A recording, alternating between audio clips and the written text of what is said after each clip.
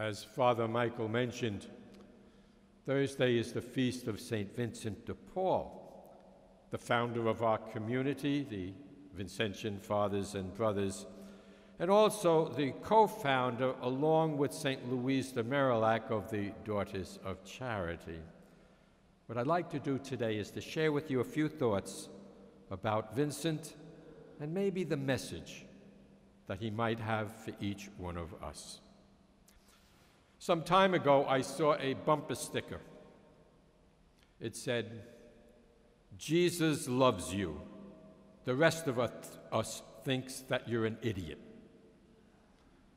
You know, folks, Vincent knew that no matter what other people thought about him, Jesus really did love him.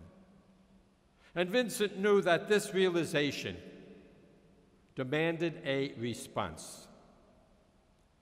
I am reminded of a story that a woman tells about she and her husband going to a Bill Cosby performance.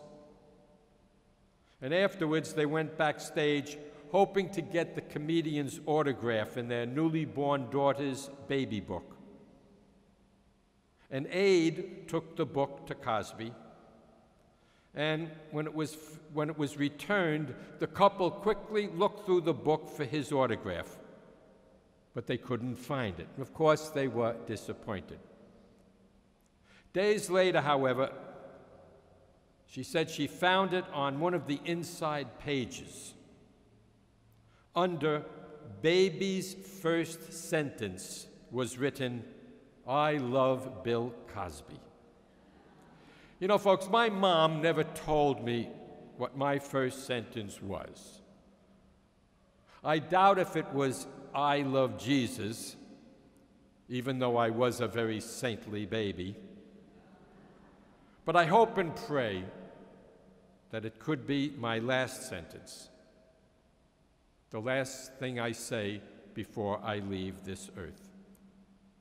And you know, in order for that to be the last thing we say before we die, we have to get into the habit of saying it often each day, to tell Jesus how much we love him.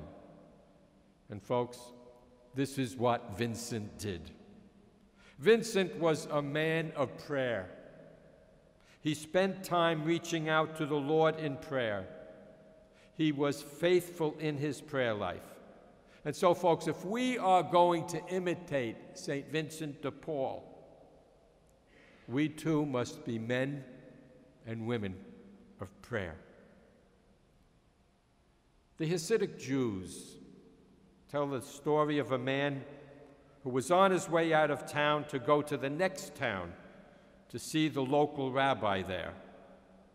And on his way out of town, the man ran into one of his own town's rabbis, who was upset because this man always left his town in order to visit a rabbi in the other town.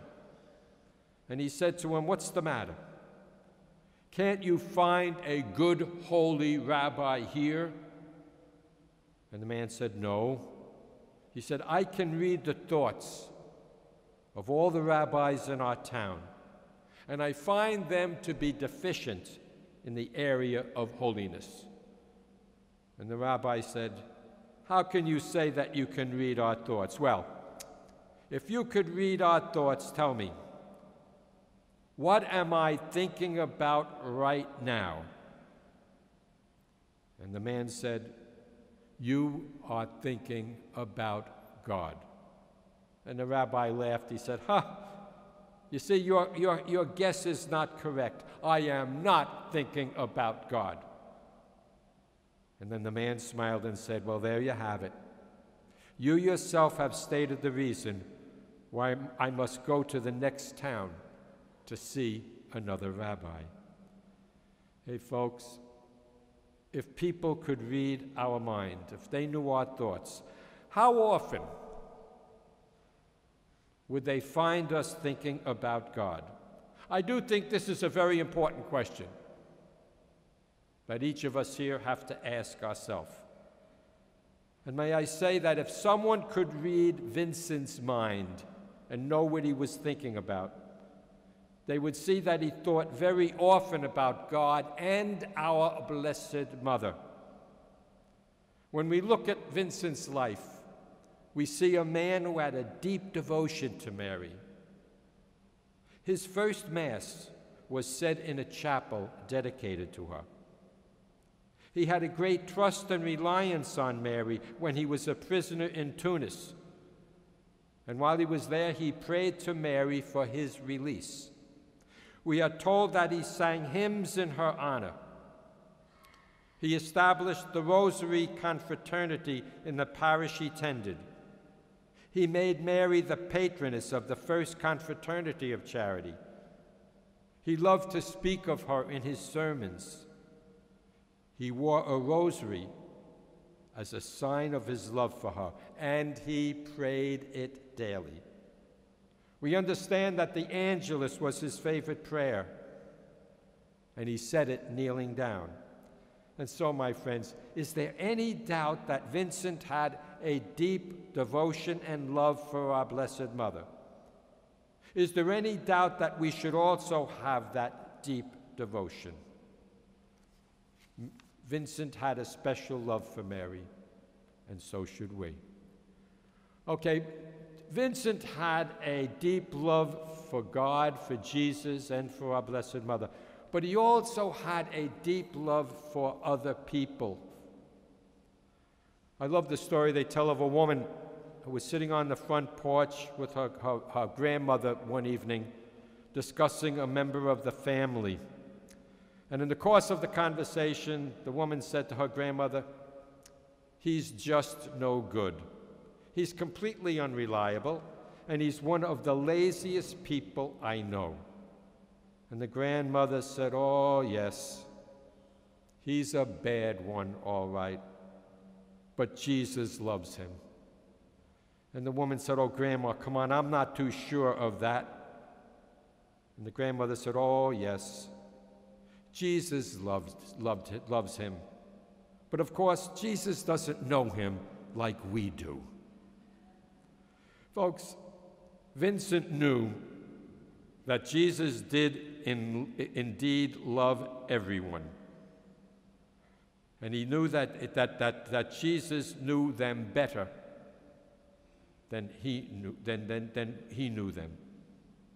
Vincent also knew that we should love others the same way Jesus did. And you know what that means?